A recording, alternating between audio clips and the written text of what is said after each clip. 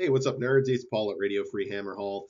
Today I want to talk about the role of heroes in Age of Sigmar and how I think they kind of don't matter much in 4th edition. And I feel like we're kind of missing out on some flavor as a result. So let's jump in. Um, Obviously, scrolls have changed a lot over time. Uh, the role of heroes as far as what they do in core rules has also changed over time. And eh, over this whole period, their relevance, particularly your general, has just slowly declined to the point now that there's really not anything all that special about your heroes anymore. Um, so I thought I would kind of go through where we had been at in the past and where we're at now, and kind of see what maybe could potentially be done about it in the future. All right, so in the first edition of Age of Sigmar, for those of you who were not there with us when this whole crazy thing launched, um, command abilities were all on War Scrolls except for Inspiring Presence. That was just a generic one that anybody could use, and it prevented battle shock until the start of your next hero phase for a unit. Your commands could only be issued from your general, and so that means if you lost your general, it was a big deal. It means you didn't issue commands anymore for the rest of the game. Um, The commands, as I said, are primarily things that are on war scrolls. So your choice of general, because your general is the only one issuing commands, your choice of general mattered a lot because that it determines what command ability you're going to be able to use throughout the game. There's also this sort of battalion tax thing that was going on back then as well, where a lot of battalions would have like kind of a random hero in them that you ordinarily probably wouldn't play with, but it was sort of like this built-in extra allotment of points that you kind of had to play with. Um, you've always been required to run at least one hero. Um, I think in the original 4-page rules, you could just nominate any model in your army to be your general, and you didn't necessarily have to have a hero. But once we got army composition rules, your general had to be a hero, and it had to be, at least one hero per list. So first edition, heroes very important, particularly your general, right? Then we get to second edition, and here we got command points introduced, and command abilities on War Scrolls start to decline a little bit. Fewer and fewer heroes would have commands in their new War Scrolls as new books got launched. This was also where we got a bunch of more generic universal core rules commands get introduced. And I believe this is also where we started getting command abilities introduced that were in Army Allegiance abilities. So there was kind of a lot going on here.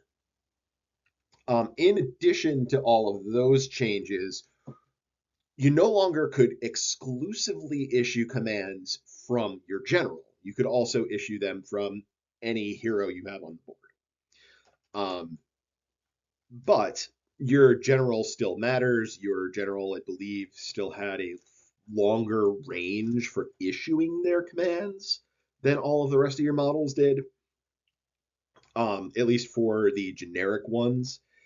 So there was a lot going on, and the importance of heroes, in a way, sort of went up. Like your secondary hero importance went up because if they have a useful command on them, then they're also going to be valuable. But your general's ability is really also still very, very important. This is where we had command points introduced as well. So um, commands being issued from your heroes, um, still, like if you lost your heroes, you lost your commands.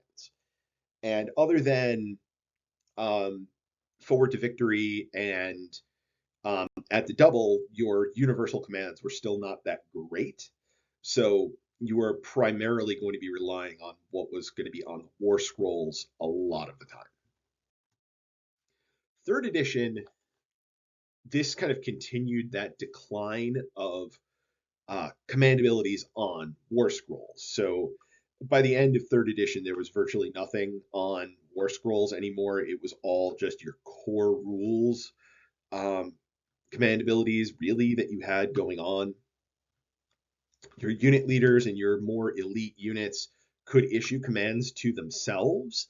So the importance of your heroes really went down pretty dramatically. Like if you needed a hero around for a unit that couldn't issue a command to itself, and you would need that hero around if it happened to have a command ability on it that you wanted to use.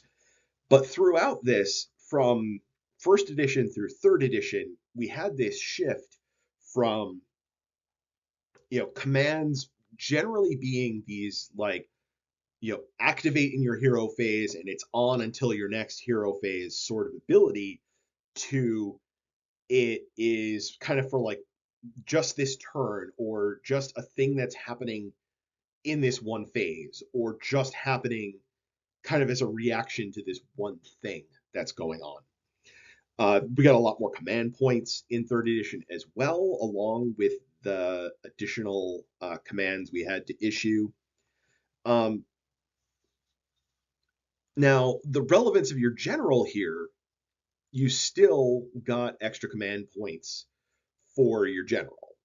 So your general staying alive was still pretty important, but their actual role on the battlefield was greatly diminished. You just wanted to keep them alive so that you got more command points.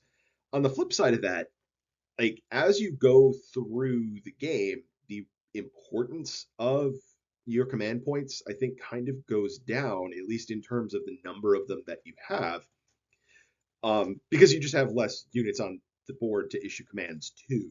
So if you lose your general later on in the game, it's not as big of a deal. So throughout, like first through third edition, we also had command traits, which could only go on your general, and then uh, artifacts and some other enhancements that would only go on particular heroes that you choose. Um, that was pretty important, I think, that having command traits have to be on your general. It it added some extra importance to your general when that was an ability that wasn't just like once per game or at the beginning of the game. It was if it was something static or something that you used uh, again and again throughout the game. It was it added some importance there. Although again, as time went on, the power of those things I found kind of went down, and they weren't as strong as they used to be. Um, in addition, in third edition, we got rid of War Scroll battalions, so we kind of got rid of that hero tax that was in a lot of battalion-oriented list building. Going to the core battalions instead.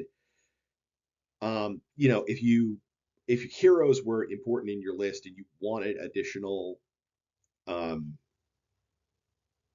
additional enhancements in third edition, you would go with core battalions that would give you additional enhancements, but that usually required you to play with at least 3 heroes in your list. Very frequently, people were running battle regiments, which were 1 to 3 heroes, and then I believe it was like up to 5 units. So that I think was like most common. There was a lot of one drop lists that were floating around throughout third edition. So but overall, like this importance on your general really kind of fades over time and your heroes in general. now we get to where we're at in fourth edition. And I just want to back up real quick to third edition. That's where we also started to get season rules, and frequently season rules had something to do with your general, with your heroes or your general in some way. And we also got battle tactics, and battle tactics had often had something, like there would often be like a couple of them that had something to do with your general, but not always. Right. So fourth edition commands are now issued by the player. So on the battlefield, the only uh, command abilities that require certain heroes to be around are the ones that are on the war scroll of that hero. Um, Overall, enhancements have been weakened in fourth edition. There's less of a selection of them. Uh, I long for the days of second edition where we had like 80 something of them that were generic to choose from. Even if they were largely crappy, it was at least kind of fun and cool and added some additional flexibility. But now all your armies are choosing between 3 artifacts and 3 command, or not command traits, heroic traits. That's the one I was looking for. So there's not a lot of choice and not a lot of extra power that's going into your heroes. Your army composition rules actually kind of discourage you from running lots of heroes because every hero basically is a drop unless it's a hero that can go into a regiment, and a lot of the heroes that can go into a regiment aren't very good. So you're looking at lists for competitive play sort of converging around 2 drops, which means probably 2 heroes at the absolute most 4, right? I don't think there's any armies that can go more than 4. There might be with some of those um, weird things, but anyway, if you go more than just the 2 in a 2-drop list, then you're really restricting the other units that you can have in there. There's basically no core rules references to your heroes whatsoever, other than that's who gets artifacts and who gets your heroic traits. There's lookout serve rules that help protect your heroes, but there's not a lot of reason to really have your heroes anyway. We still have our season rules that currently are dependent a bit on who your general is, who your heroes are, but it's not like earth shattering. Like losing your general is not earth shattering. And if you're in certain positions with certain battle tactics, you might be able to like sacrifice your general to actually have an upside later from your opponent not being able to score a battle tactic because there's no hero left for them to do that with, nor no general left. So losing your general, rarely relevant, sometimes could actually be an upside.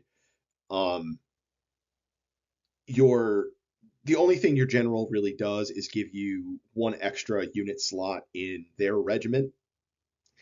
And in general, your heroes are dictating your army construction, but not really a lot, right? Like usually there's like when I'm building lists, I very infrequently I'm like, oh, I have to put this hero into this list to get these units in there that I want. Usually not really an issue.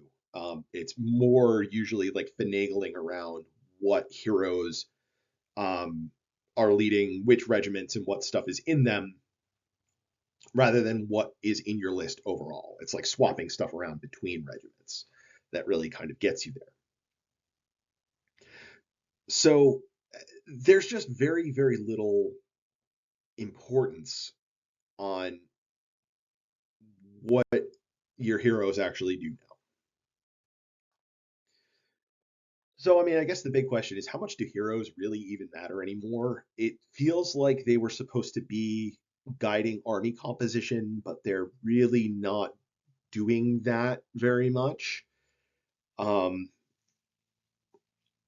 I think it's more that you usually are, as I said, moving stuff around between regiments, because you're usually going to have like a hero that is leading a regiment that has synergy with other stuff in your list. So you're just going to be able to take stuff with them, right? Like if you're running Skaven, like yeah, you need a certain hero of a clan to open up the selection of units from that clan in the regiment, but like all of those heroes synergize with the units from that clan anyway, so they're force multipliers. You're going to run them anyway, so it's like it, it's not really much of a question. Um, Really, I think our current list building is discouraging you from running too many heroes because it increases your drops, and there aren't enough ways to jam heroes into regiments. So right now, I just don't really see what they're doing. They're kind of a lot of them are like minor buff pieces, and anything that's not just really um, powerful in its own right. I mean, there's just not a ton of synergy going on with your units anymore compared to what it's been in the past. And your enhancements don't do anything anymore. So it's really kind of disappointing, right? Because I feel like your heroes add a lot of flavor to your army, your presence on the battlefield. It's a layer of strategy. How do I position my heroes on battlefield for purposes of buffs and commands and but also protecting them, but they need to be near the troops. We don't really have that anymore. It's just not there. So I think we're kind of missing out. And part of me almost wants to see slightly more restrictive list building with what can go into the regiment, so that like at least we have more of an incentive to take more heroes, so it opens up more regiment options. Like every army has something that you can just basically put anything from that army into their regiment, and those are almost always things that you want to take anyway. So it's like it's just not hard to jam all of that into your list. So anyway, let me know your thoughts on this. I feel like we need some adjustments here to the core rules and how I think a lot of this can just kind of be fixed with how armies are being written in books going forward and with our season rules. So I think this is all imminently fixable, and we can inject more interesting roles for heroes into this without having to really rewrite core rules. So let me know what you think, and I will talk to you all later.